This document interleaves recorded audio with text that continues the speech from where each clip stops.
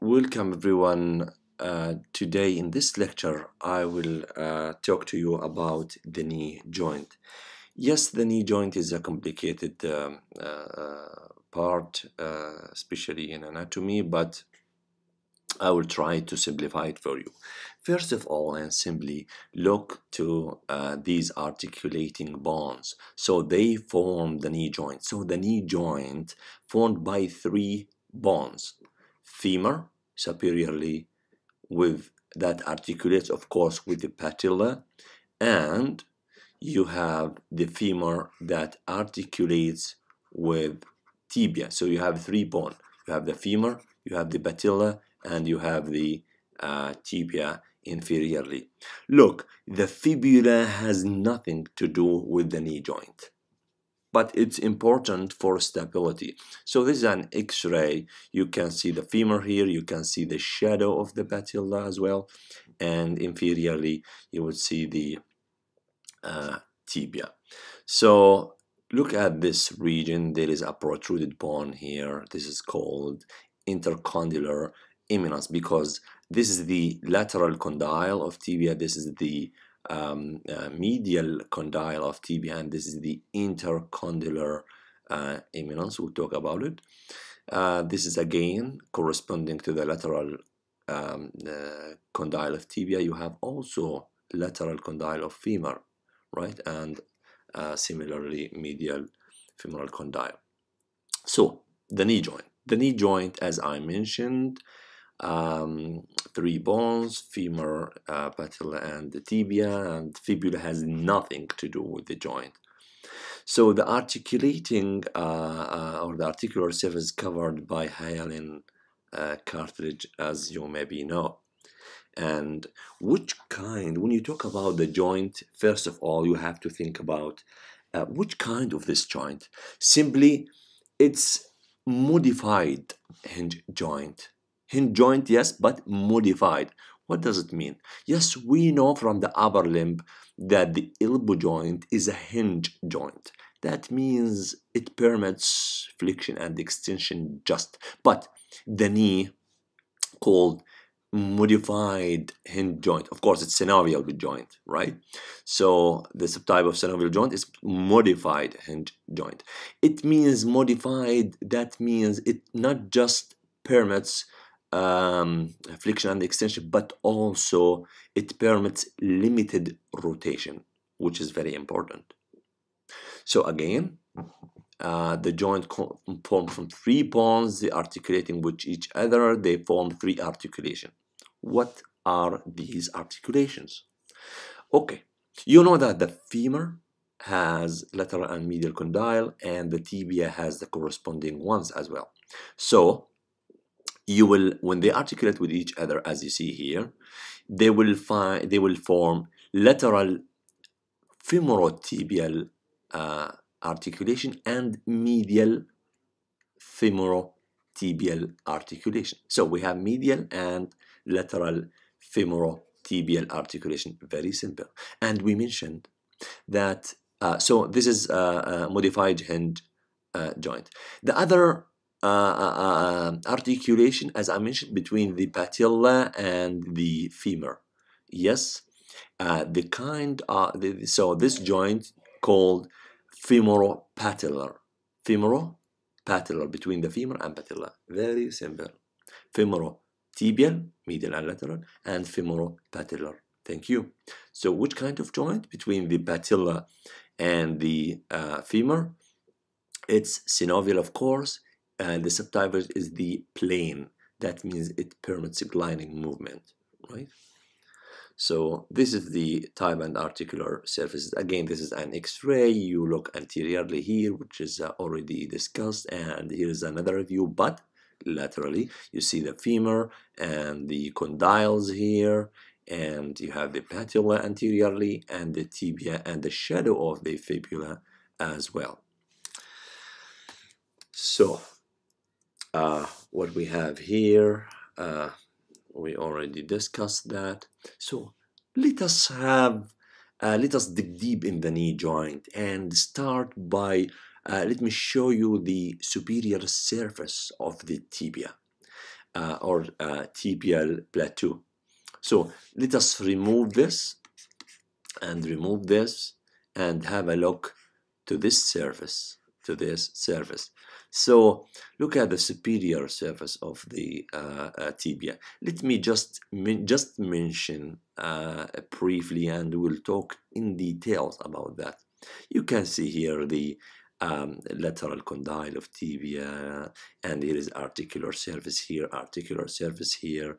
In between, you see there is a kind of ligaments here crossing each other. We'll talk more about that.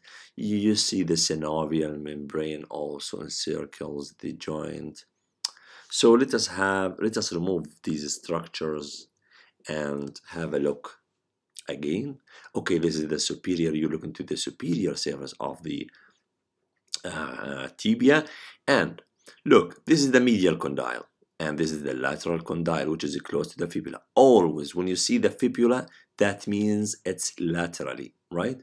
And the opposite is medially.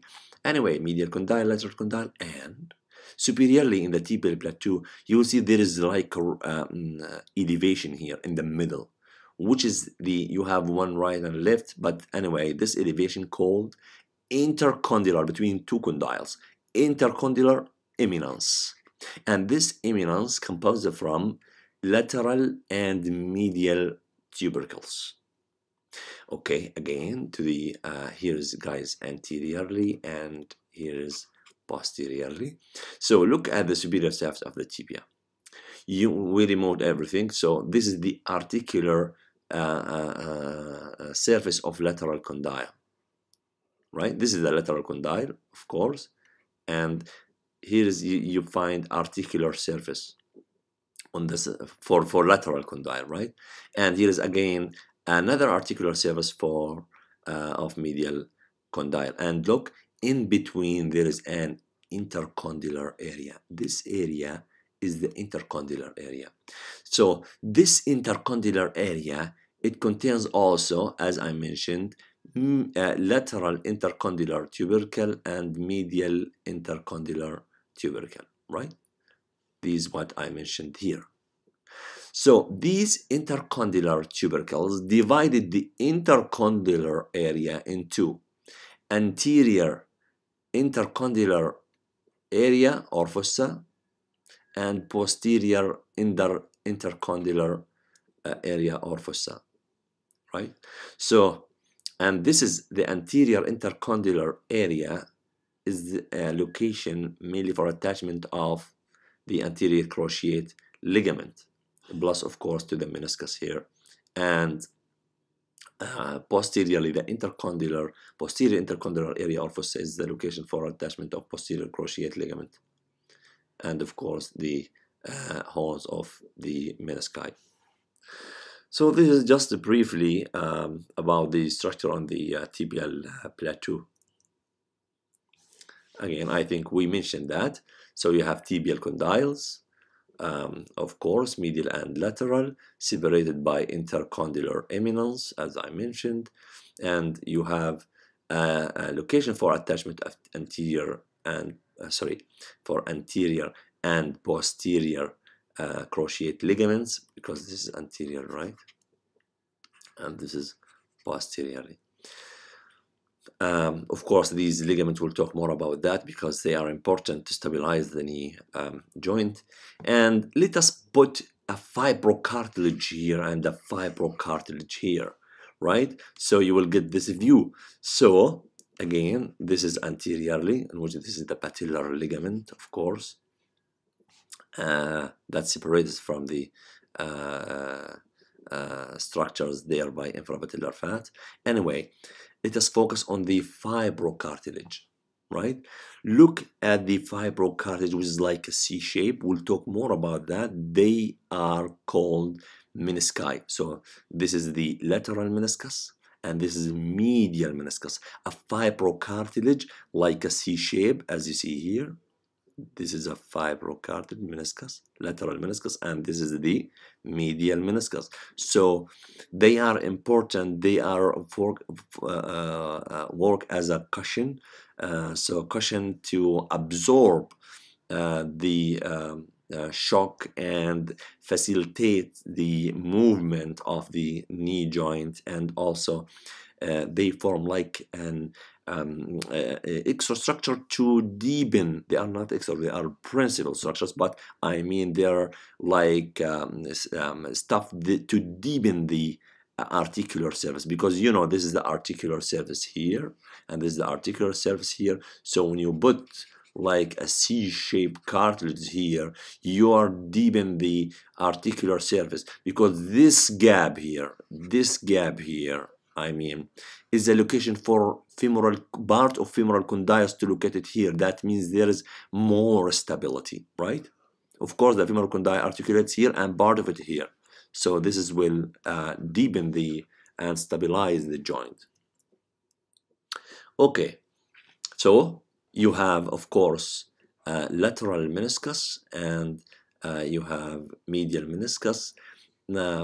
I think before the menisci, if you look previously, you will find the femur is like there is a compatibility between the condyles of femur and tibia, in which this, of course, enhance the instability of the joint. Look at the medial like elongated while he is like circular. I think we have to go back here, and yes, he's like circular, condyle is like circular, he's like elongated, right? That's what I meant. So again, back to the menisci. Look at the menisci here.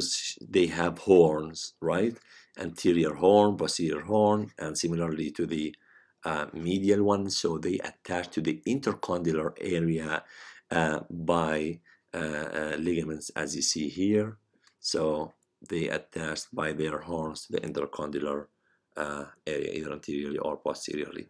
Okay, menisci. They very important structures here in the one of the most important structures in the knee. So they are two C-shaped, formed by fibrocartilage, attached anteriorly and posteriorly by their horns to the articular surface intercondylar area of the tibia. And of course, there's a kind of lateral attachment. We'll talk more about that in details. So nothing to, yes, here is also a better view for lateral menisci here, and this is a meniscus, of course, and this is a medial meniscus. So yes, so what's the difference between the lateral and what's the differences between lateral and medial meniscus? Okay, first of all, the lateral meniscus is like smaller than the medial meniscus. Very simple. Also, it's circular compared to the oval medial meniscus. Because of course, in the medial meniscus, they have to be compatible with the elongated condyles of tibia and femur. Okay, back to the lateral meniscus. The lateral meniscus is not attached to the lateral collateral ligament here. There is a lateral collateral ligament here and medial collateral ligament. Very simple. Lateral and medial collateral ligament. We'll talk about that.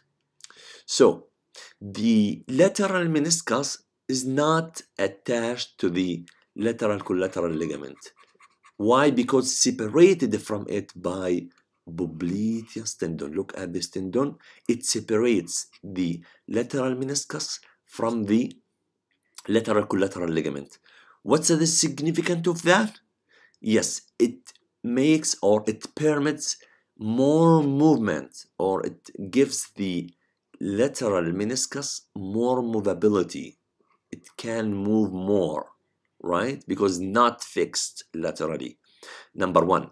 Most importantly, when you give it the ability to move during the movement, rotation, walking on the road, and something like that, so that means the meniscus can move right and left, anterior and posterior. That means can absorb the shock, can escape in a way or another, that means you make it less liable, less vulnerable for injury. So it will not be liable for injury, right? So it's less liable for injury, will not be injured quickly. But the medial meniscus, unfortunately, as you see here, is attached to the capsule and to the lateral collateral ligament, in which what's the result of this attachment laterally? It makes it less mobile, so it's more fixed, like less mobile. But this is not good, because again, for the reasons that I mentioned just now, so before a moment, I mean, so for those reasons, when there is a shock or twisting in the knee, right and left and so forth, it will be more liable for injury and rupture in any way. So the medial meniscus is more liable for injury, which is very important. This slide is very important for MCQ usually. So, and also clinically as well. So let us look for the MRI here. You look anteriorly. So this is the anterior cruciate ligament. I know it's early to talk about that, but here posteriorly, this is the intercondylar fossa, and here is the posterior cruciate ligament. But let us leave the ligaments now and look to the medial and lateral collateral ligament. Look medially. This is the meniscus, medial meniscus, in which it attaches to the medial collateral ligament. The medial meniscus attached to the medial collateral ligament, while the lateral meniscus separated from lateral collateral ligament by popliteus tendon here. Again, look at it here. So you are looking to the medial meniscus here, and so it attached to the medial collateral ligament, right? Which is make it more liable for injury. But laterally, of course, this is the fibula, if you see here, and this is the lateral condyle of tibia. This is the lateral condyle of femur, laterally. So this is the meniscus. Look at it here. So this is the lateral meniscus, in which it separates from the fibular collateral ligament or lateral collateral ligament. You can say fibular, you can say lateral, as you wish, by popliteus tendon, right? Popliteus tendon separates the lateral meniscus from lateral collateral ligament, which is very important, and make it the lateral meniscus less liable for injury. Again, MRI here shown the laterally. This is the medial femoral condyle, and here is the tibia with the medial condyle as well. So medial tibial condyle, and here is the medial meniscus. Why it looks like that laterally? Because again, this is anteriorly, it's the patella, and this is posteriorly. Anyway, so because you know that the meniscus like that, right? When you cut it like that, so you will see just these parts. That's why you look into it. It's normal.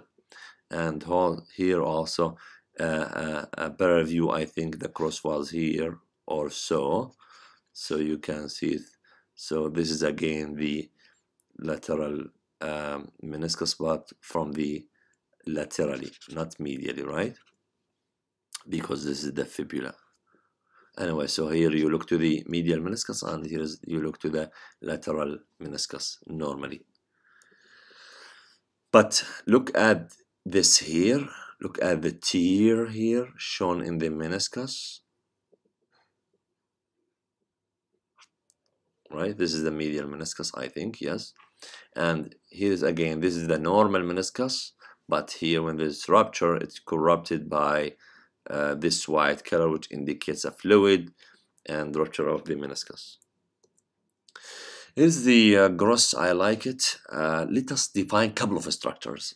It's good for you. Anteriorly, the patellar ligament, and behind it, of course, there is, and below the patella, there is infrapatellar fat.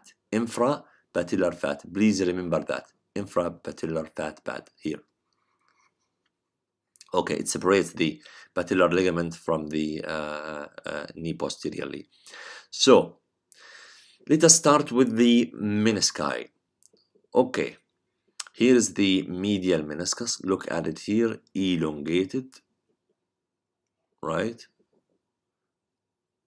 And what else? It attaches to the intercondylar area. This is the intercondylar area, the anterior one and the posterior one. Look at the tibial collateral ligament and the capsule, and of course the medial meniscus. There is anterior horn here and posterior horn. I will leave it for a couple of seconds. Let us move to the lateral meniscus. Look at it here. It's like circular and relatively smaller than the medial meniscus. And look at it here for the fibular collateral ligament or lateral collateral ligament that separates from the lateral meniscus by this tendon, popliteus tendon, right? Popliteus tendon. So it's less liable for injury. Back to the horns. Look at the horns here attached, as you see, anteriorly and posterior to the intercondylar area. And anteriorly, there is a small ligament here, connects the anterior aspect of both menisci. This is the transverse ligament. This ligament is the transverse ligament. This is the transverse ligament, connects the anterior aspect of both menisci anteriorly. Posteriorly, the lateral meniscus. Also look at this ligament. This ligament attaches the lateral meniscus to the medial femoral condyle. Here is above, here should be the medial condyle, and here's the lateral condyle. So this ligament attached to the medial condyle of femur above, right, to fix the lateral meniscus. Furthermore, what can I see here from this superior view of the tibia? You can see here the cruciate ligaments. Cruciate ligaments. You have the origin of anterior cruciate ligament, right? So this anterior cruciate, and this is the posterior cruciate ligament, right? So they are crossing each other. The anterior originates, of course. We'll talk about that, about their names. So the anterior cruciate, called because of its origin anteriorly from anterior intercondylar fossa, and posterior cruciate because it originates from the posterior intercondylar fossa of the tibia. So their names because of their origin, location of origin from tibia. Shifting to the joint capsule of the knee joint, simply the joint, the capsule of the joint here composed from two layers. The external fibrous layer that you see here, and this fibrous layer simply because it's a synovial joint, so it's lined by a synovial membrane, the red color you see here. So this is the synovial membrane, and outside there is a fibrous layer, right? So there is a fibrous layer covering it outside. So there are a couple of features for the fibrous part and the synovial membrane that lines it, in which for the fibrous part, listen, it attaches, for example, medially to the medial femoral condyle superiorly, and similarly to the medial tibial condyle, laterally also to the lateral condyle of the femur, and inferiorly to the lateral condyle of tibia. In the fibrous capsule, there is two deficits. That means there's deficit anteriorly and another opening posteriorly, but this is treated. How's that? So anteriorly, the capsule, for example, this is the capsule, right? This is the joint capsule. So anteriorly, the deficit completed by this line. That means by quadriceps femoris tendon and patella and patellar ligaments. So these three structures, patellar ligament, patella, and the tendon of quadriceps femoris muscle, all these structures complete the gap anteriorly, right? So they complete the gap anteriorly, like this, right? So posteriorly, look at it here in figure B.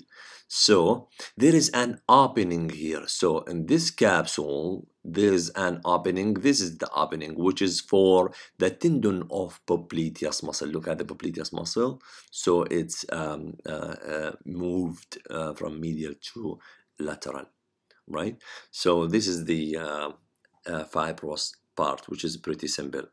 And here I would like to show you here also, this is the capsule, for example, medially continuous, guys, posteriorly and laterally. And look at the deficit anteriorly here, which is formed or thickened, formed by the quadriceps femoris tendon, patella, and patellar ligament. In this case, this is the inferior one, the patellar ligament, right? Okay, posteriorly, look laterally, there is a gap, should be what was here in the capsule for this tendon, the popliteus tendon. I think we mentioned before a couple of slides the insignificance of that, in which the popliteus tendon separates the lateral meniscus from the capsule and the lateral collateral ligament or fibular collateral ligament. So it makes the meniscus more movable and less liable for injury. So that the capsule, and the capsule we know, the capsule I think here is the dotted purple or blue color. This is the fibrous capsule. Again, there is a deficit anteriorly, which is completed by, in this case here, patellar ligament. Above it's the patella, above is that is the quadriceps femoris tendon. And posteriorly, look at the gap.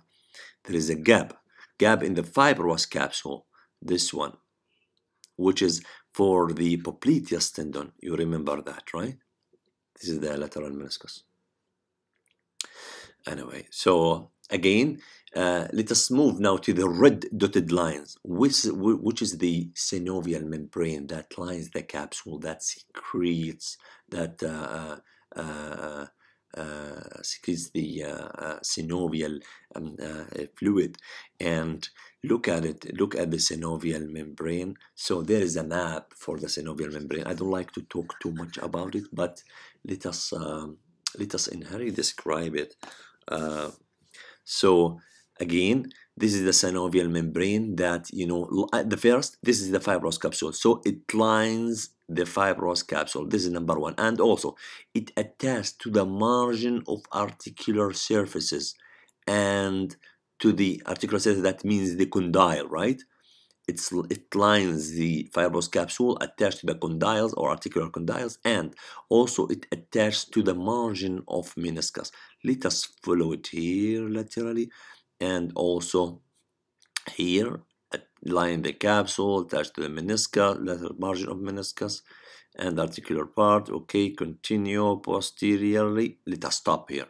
The synovial membrane posteriorly.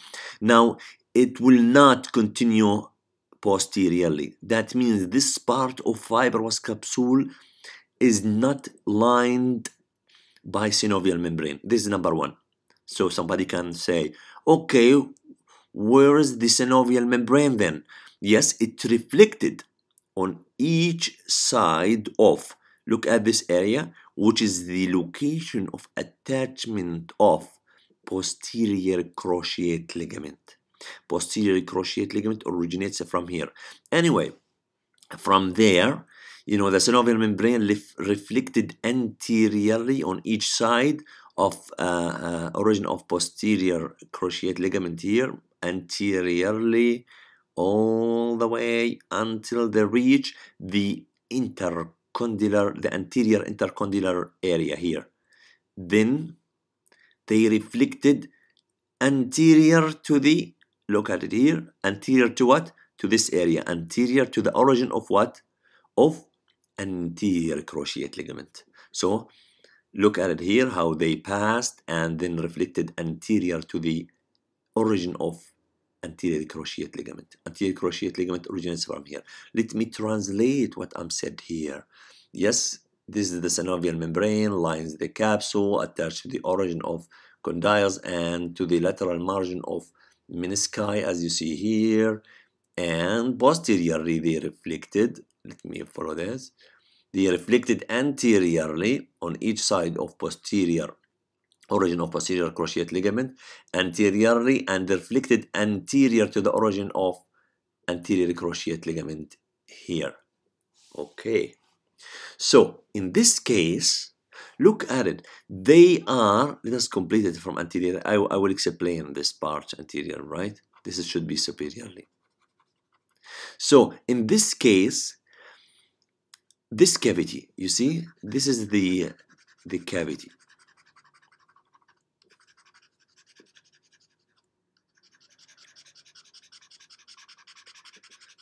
That means the synovial membrane, by this turn, it excluded the intercondylar area.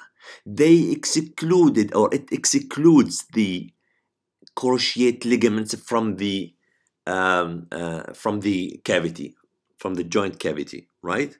So from articular cavity.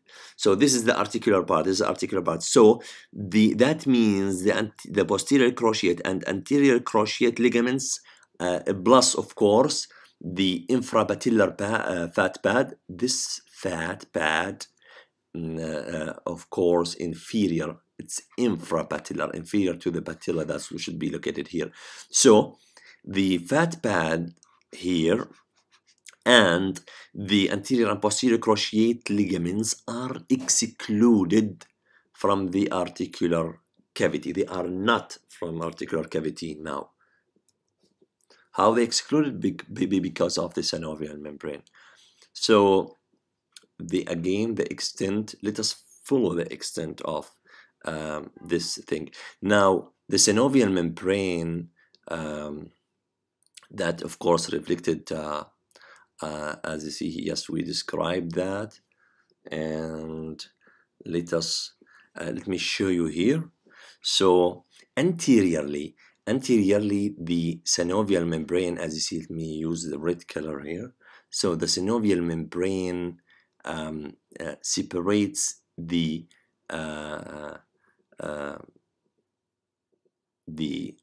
synovial, look at it here. So this reflection excluded the infrapatellar fat pad from the articular cavity. This is number one. That means this synovial membrane articular cavity separated from the patellar ligament by this fat pad, and the fat pad, infrapatellar fat pad, excluded also. Look at here, because this synovial membrane just passes posterior to it. This is number one. Number two, on each side, okay, here, on each side of the infrapatellar pad, there is a kind of a synovial membrane extended like that. So it's called alar fold. This is the alar fold. Let me show you here. So this is the infrapatellar fat pad here. This is what you see here. So should be here, right? Accumulated here. So the synovial membrane excluded it, and because of this, the synovial membrane creates a kind of extension laterally in order, you know what I mean, to cover it or to exclude it. This exclusion known as, or this part of synovial membrane called alar fold. So you have a lateral alar fold, and you have a medial alar fold, and the medial and lateral alar fold, you know, they united medially to form infrapatellar synovial fold. This synovial fold extended posteriorly to the intercondylar fossa, and indeed the infrapatellar synovial fold used by, I would say, the arthroscopic surgeons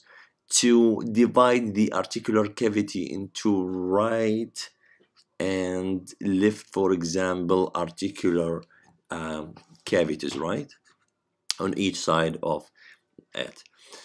So let me erase this. Okay, now the synovial membrane extended, as you see here, the synovial membrane, you know, lines the cavity there in the knee joint, and it extended. This is the patella, yes, so it extends up, right? It extends up, forming a cavity lined with the synovial membrane, creating something like what we know as bursa. So this is the suprapatellar bursa. Suprapatellar bursa. This is anteriorly. I will talk about it. Why it's here? Because between the femur and quadriceps femoris tended to decrease the friction there. This is number one. Posteriorly, also there is extension for the synovial membrane against the three muscles. Very simple: gastrocnemius and semimembranosus, this one, and the popliteus bursa, against the popliteus muscle, gastrocnemius, and the semimembranosus. So there are many. We don't want to just count all of them, but these are almost all of them, I would say. So again, this is the. There are also a couple of bursae not just separated from the synovial membrane, but they are located here and there. So again, you know, the suprapatellar bursa is an extension, you know, of the synovial capsule of the joint here between, as I mentioned, the femur and the tendon of quadriceps femoris. Okay, now it's above the patella. This is the patella, so it's the suprapatellar bursa. I know it's an extension of synovial cavity. Now there are others separated, like, yes, this is the patella, some anterior to it, which is the prepatellar bursa. But because it's just superficial, we call it subcutaneous prepatellar bursa. Okay, superior pre, that means there is also inferior to the patella, which is the infrapatellar bursa. One subcutaneous, superficial I mean, and one deep. So this one is important. The prepatellar bursa, anterior to the patella. Look, there is underline below it. Why?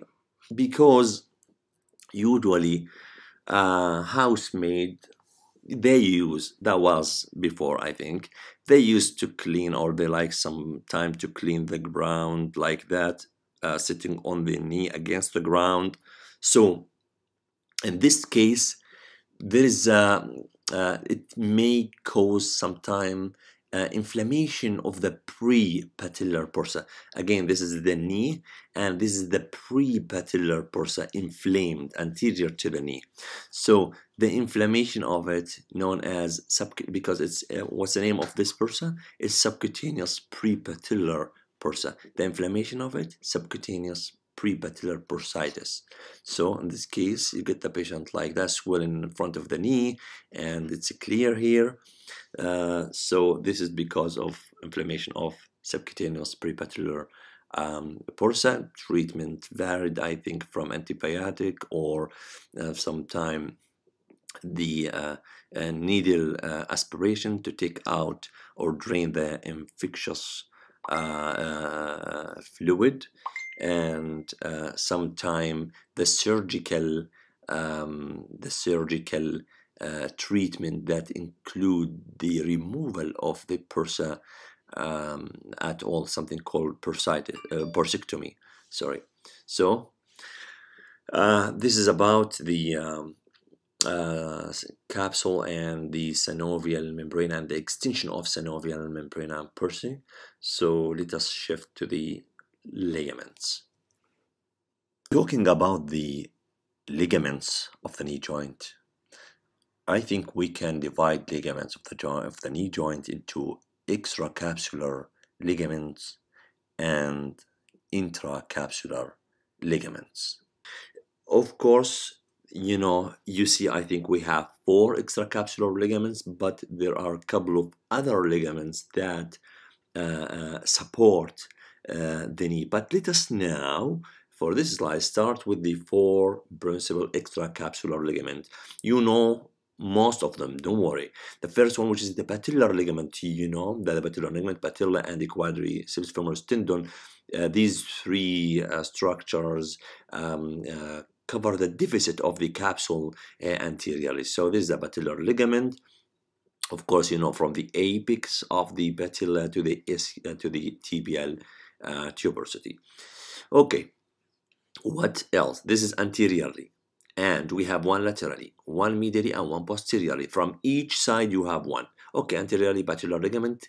Laterally we have fibular, or you can say lateral, right? Lateral collateral ligament attached to the lateral condyle of femur up and to the head of fibula, and also to the lateral condyle of femur. So it inserted here, lateral condyle of the femur and the head of the fibula. Anyway, most importantly, this ligament does not attach to the lateral meniscus. Why? Because, as I mentioned earlier, it's separated from the lateral meniscus that's located here by popliteus tendon. So the popliteus tendon should be here, separates it, of course, inside the capsule. It goes inside the capsule. So it separates the lateral collateral ligament from the lateral meniscus. Makes the lateral meniscus less liable for injury. But now that's laterally. What about medially? You have the same ligament, but tibial, because it's by the side of the tibia medially. You can say medial collateral ligament or tibial collateral ligament. This ligament, the problem of this ligament, it's a good ligament, but the problem of it, that's attached to the capsule and to the medial meniscus inside the knee. So this makes the medial meniscus more liable because it's less movable. It becomes less movable, fixed, I mean. So when it's fixed, that means it's more liable for injury, right? Anteriorly, laterally, and medially. What about posteriorly? Posteriorly, look at this tendon. This is the tendon of muscle, which is muscle from hamstring muscle, known as semimembranosus, which is similar to the membrane, like flat, like this. So semimembranosus muscle, this is the tendon of it. Look at it here. And from that tendon of semimembranosus muscle, there is a fiber moved laterally and obliquely. This fibers known as oblique popliteal ligament. Oblique popliteal ligament posteriorly. So these are mainly the 4 extracapsular ligaments. But on the other hand, you have ligaments, very important ligaments, inside the capsule itself, inside the knee joint itself. So they are cruciate ligaments. We have anterior cruciate ligament that you see here and posterior cruciate ligament. They called cruciate because they are crossing each other, right? So you see here they are crossing each other, but their names come from their origin or their position of attachment to the tibia. So the anterior cruciate ligament, it's called anterior because it originates from the anterior intercondylar fossa of the tibia, from tibia. Posterior cruciate ligament, called posterior because it originates from the posterior intercondylar fossa, because you know this is intercondylar area divided by intercondylar eminence into anterior and posterior intercondylar fossa or areas. Okay, so the cruciate ligaments are very important in MCQ, in exams, in clinical, everywhere. So very simple, and you have just to understand the origin and insertion of it, so you can understand the function and the deficient or the injury to any of them. So let us start with the anterior one. This is the anterior cruciate ligament. Of course, this is the femur and this is the tibia, right? And this is the fibula. So this is laterally. Anyway, so that means this is medially, right? So this is the anterior cruciate ligament that originates from the anterior intercondylar fossa and moved posteriorly up and laterally. So this is the lateral condyle of femur. So it inserted here in the lateral condyle of femur. Where exactly? On the lateral surface, on the medial surface, of lateral condyle, on the medial surface, because this is the medial surface, right? And this is the lateral surface, and the medial surface of lateral condyle. But this is the posterior cruciate ligament, in which it originates from the posterior intercondylar fossa of tibia, directed forward, upward, and it inserted, of course, opposite to the anterior cruciate. So the posterior cruciate inserted in the medial condyle of femur. This is the medial condyle of femur. In which surface? On the lateral surface, because this is the lateral surface of medial condyle, and this is the medial surface. Okay, so it's inserted here.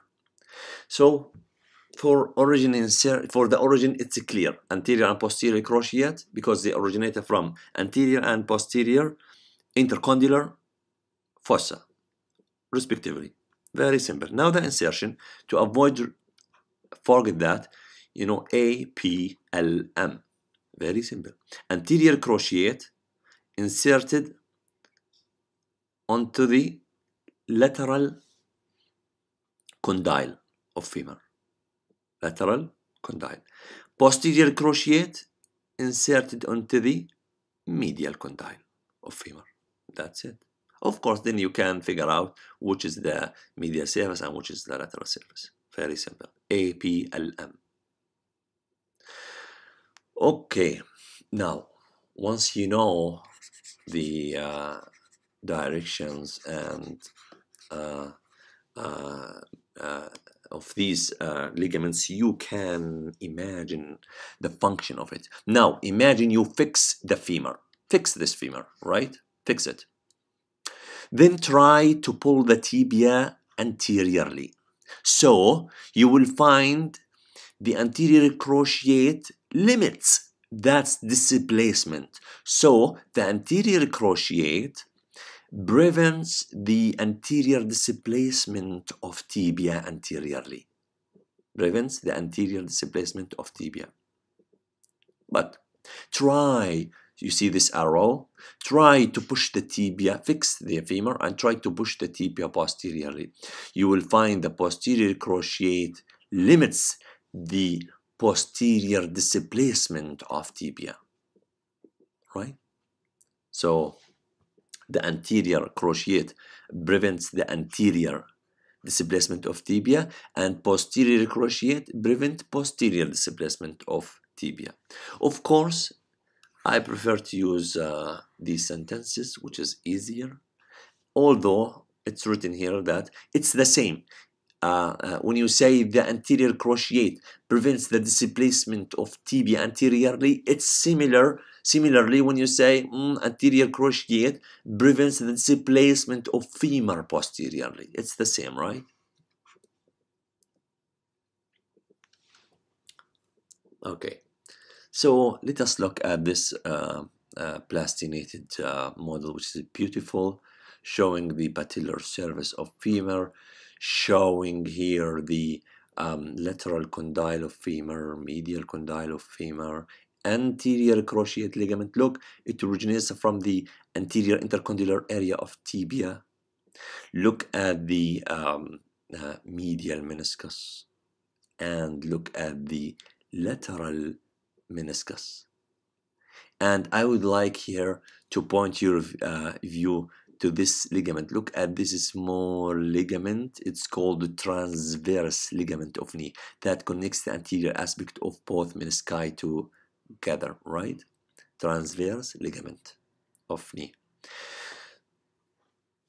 Here's an excellent show for the lateral collateral ligament or fibular collateral ligament. Look at it here. Separated from the lateral meniscus. Separated from lateral meniscus by popliteus tendon.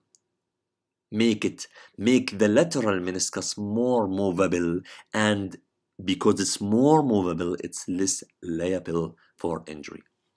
But you look to the tibial collateral ligament that attach to the medial meniscus, make it less movable, and because of that, more liable for injury. Here is the patellar ligament. Of course, you cut here the tendon of quadriceps femoris muscle and reflected to see the cavity of the knee joint. Okay, that was anteriorly, but let us have a look posteriorly. Look at the medial condyle of femur here and lateral condyle here. Look at the insertion of anterior cruciate that comes from anteriorly all the way to attach to the lateral condyle of the femur, to the medial surface of lateral condyle here. But on the other hand, this is the posterior cruciate, very clear, originated from the tibia, yes, but where? From the posterior intercondylar fossa or region here, moved anteriorly and attached to the medial condyle of femur. Which surface? This is the lateral surface of medial condyle. I would like here to show you, invest this figure and show you, look at the lateral meniscus here and look at the medial meniscus. Look at the medial meniscus attached to the medial or tibial collateral ligament. But here is the lateral collateral ligament that's not attached to the lateral meniscus and separated from it by popliteus tendon, very important. And look at this ligament, small ligament from meniscus, from lateral meniscus. This is the meniscofemoral ligament, just to stabilize the lateral meniscus. Yes, here's an MRI showing normal anterior cruciate. Okay, this is, I think, the say the patella, this is the femur, and this is the tibia. So this is the tibia, yes, this is the tibia, and this is the anterior intercondylar area and posterior intercondylar area. From anterior condylar area posteriorly, this is the normal anterior cruciate ligament, and this is the posterior cruciate, but it's better to see the posterior cruciate from here. Tibia, so this is the tibia, yes. So this is the posterior intercondylar area in which originate the posterior cruciate ligaments moving up forward to attach to the medial condyle of femur. Here's the test. You just, if you want to test the anterior cruciate ligament, you pull you see the physician is pulling the tibia, fix the fibula of course, and pull the tibia anteriorly to test the anterior cruciate. Look at it here, maybe it's clear. This is, he fixed the femur, right, and tried to pull the tibia here to test the anterior cruciate. If there is an injury to it, or look at it here, tear for anterior cruciate. Just I want to say one thing here, that the anterior cruciate is weaker than posterior cruciate. Anterior cruciate is weaker, is the weaker one. So posterior cruciate is strong. Anyway, although it's strong, but sometimes can be injured like this. You see, this is the injury. Show you this is the femur, the question of patella, and here's the tibia. So this is the posterior intercondylar area, and here is the posterior cruciate. Here is the posterior cruciate. So look at this tear here, in which it's white color filled with fluid. So this is a injury to the posterior cruciate ligament. Okay, that's interesting to know the extracapsular, intracapsular, and let us just talk a little bit about the same ligament but with extra ligaments that stabilize the knee joint. You know the medial collateral ligament or tibial collateral ligament. We talked too much about it, and you can go back on the video and watch more about that. But look at the insertion here, but superficial to that insertion, you see there is 1, 2, 3 ligaments above each other from anterior to posterior. They create a kind of the goose foot. Look at the goose foot, 1, 2, 3, 1, 2, 3, 1, 2, 3. So medially, medially. So these ligaments related to something called SGT. From anterior to posterior, sartorius, tendon of sartorius, tendon of gracilis, G, and tendon of semitendinosus. They above each other, creating something like goose foot. Known, these ligaments, the extension of these ligaments, known anatomically as pes anserinus. Pes anserinus, or goose foot. So this is a common insertion of, as I mentioned, sartorius, gracilis, and semitendinosus. So also they stabilized the knee joint. Also you have the lateral collateral ligament, as you see here, and we mentioned too much about it. You can watch the previous slides, and again and again and again, it's not attached to the lateral meniscus. We talked too much about that. Yes, now the movement of the knee joint, you know that hamstring muscle from the back, when they contracted, you have 3 muscles from the back called the hamstring muscle, semitendinosus, semimembranosus, and biceps femoris. They flex the knee, right? With the assistance of sartorius and the gracilis, of course, and popliteus. Extension, yes, there is a group of the muscle anteriorly that's known as quadriceps femoris, muscle with 4 heads, vastus medialis, lateralis, intermedius, and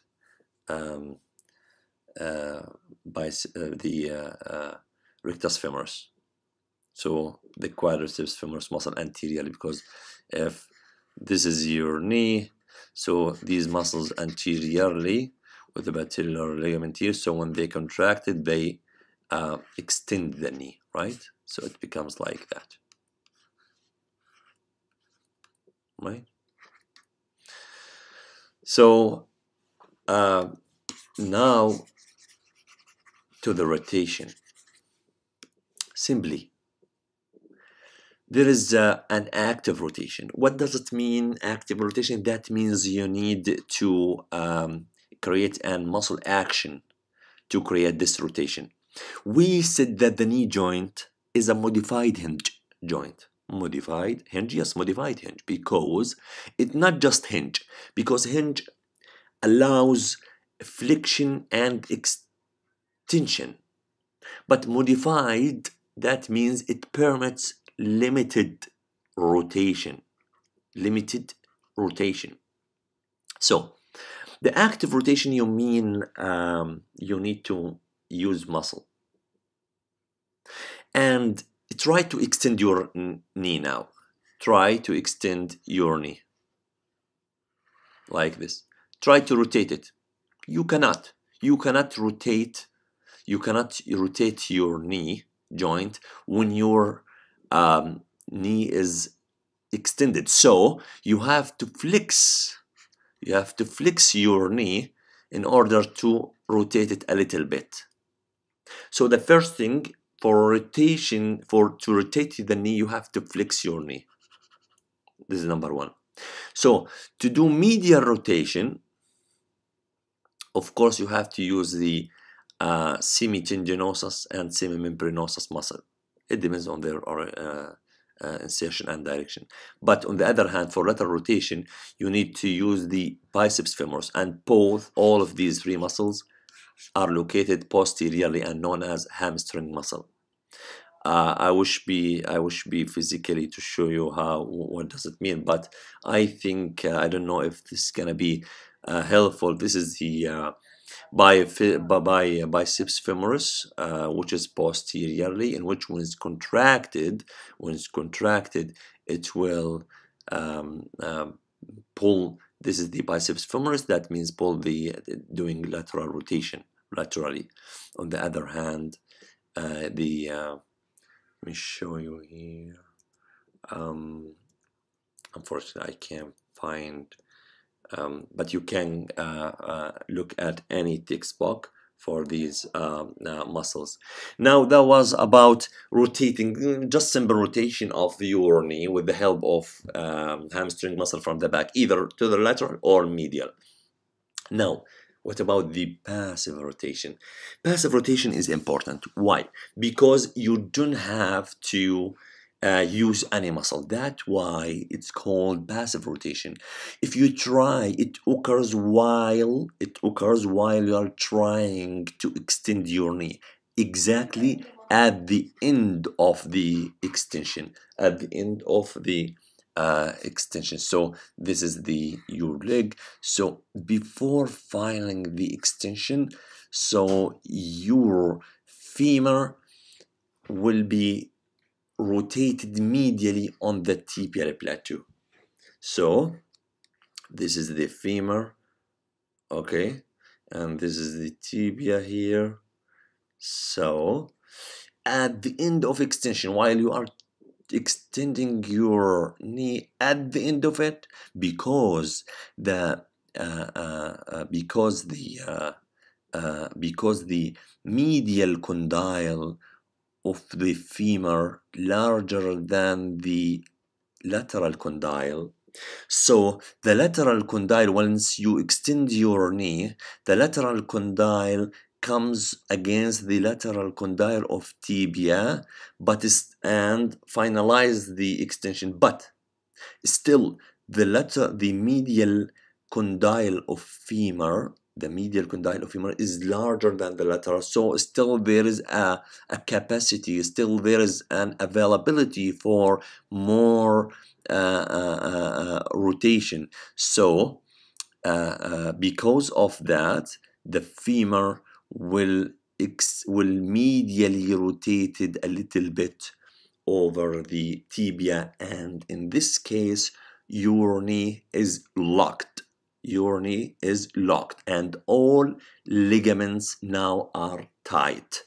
Somebody can say, okay, why I need to lock my knee? Because you cannot walk while your muscles, if you wanna use your muscles to fully extend and lock your knee, your muscles will be exhausted. So you need a mechanical, passive way to lock your knee and fully extended it, so you can stand and you can make sure that your knee will not flex. So now when you fully extend it, of course you need the little range of medial rotation of the femur over the tibia.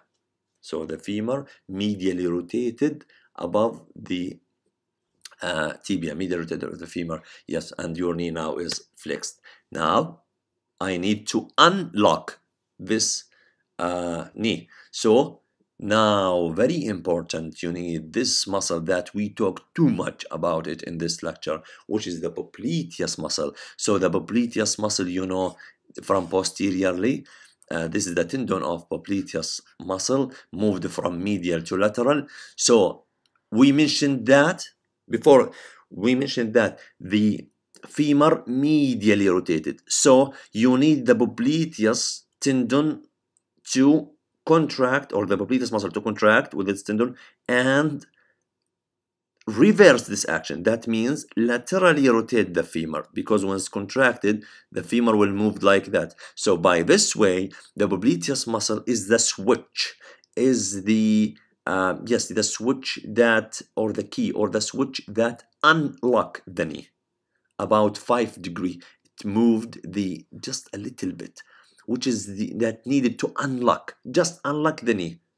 So this is the action of popliteus muscle. Then there are other muscles will flex your knee and so forth, but the popliteus muscle just to unlock that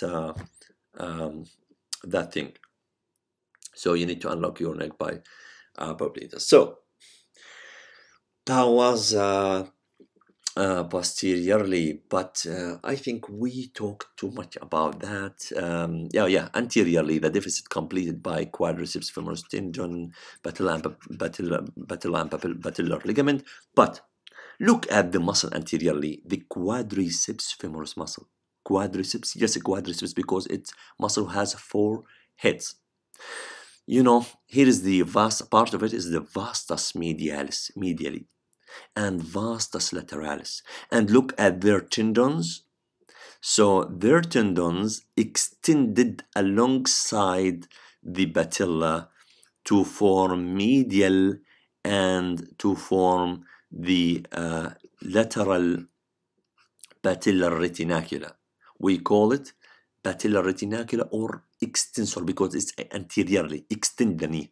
So patellar or extensor retinacula. These are retinacula from the extension of vastus lateralis and medialis muscles. So yes, nothing that much to say about posteriorly because we mentioned all of these things, but just let me iterate and repeat what I mentioned about the yes, we talked about the arcuate ligament, that's extension of the semimbrinosus tendon here obliquely posteriorly, and there is another ligament which is like Y shape here, look at it here, in which that fixed the popliteus muscle, in which this Y shape attached to the head of fibula here, and the 2 limbs, one crossed over the popliteus muscle and attached in the intercondylar area here, and another one to the lateral, I would say, to the lateral epicondyle of femur here. Okay, that's the arcuate popliteal ligament. Arcuate popliteal ligament. So yes, posterior we have the oblique one and arcuate one. Remember, the oblique is a continuation of semitendinosus. Yes, for blood supply and nerve supply of knee joint, similar to the hip joint, mainly the femoral and obturator nerves contribute to that, plus, you know, the tibial and peroneal nerve branch of sciatic nerve. For the arterial supply, I would like to simplify it for you and divide it into 3 parts. You get arteries from femoral artery. Where is the femoral artery? This is a femoral artery. And you get also from popliteal artery. in the popliteal fossa, and also you get from the terminal division of popliteus, which is the posterior tibial and anterior tibial. That means you have from femoral, from popliteal, and anterior and posterior tibial. Let me show you where they are simply. So this femoral artery, it gives mainly two branches, the descending genicular, right? And also superiorly there is a lateral circumflex femoral artery, which is a branch of deep femoral artery, which is a branch of femoral artery. So there is a descending branch you see here. This is from femoral. What about popliteus? Popliteus, we of course you have the genicular artery. You have two superior, two inferior, two medial, two lateral. So for example, this is the superior lateral genicular artery, superior medial genicular artery, inferior, and so forth, right? Very simple. They create a kind of anastomosis, plus two branches from the tibial area, which is the branch from posterior tibial is the circumflex 1, circumflex fibular, and from the anterior tibial you will get the recurrent branch. So anterior you get recurrent, from posterior you get circumflex fibular. This is just to show you some examples of tear in the meniscus. It can be longitudinal, it can be like radial like that, or it can be divided in two layers, like look at it, like divided in two layers, flap tear. So then the progress will be like that. So it does happen. So mainly the tibial collateral ligament, as we mentioned many times in this lecture, is more liable for injury because the medial I'm exhausted. So the medial meniscus is the more liable for injury because of attachment to the capsule and to the tibial collateral ligament. So the medial collateral ligament attached to the capsule and to the medial meniscus makes the medial meniscus less movable, and because it's less movable, so it becomes like more liable for injury compared, of course, to the lateral one. Thank you, and I hope you find value in it. Thank you.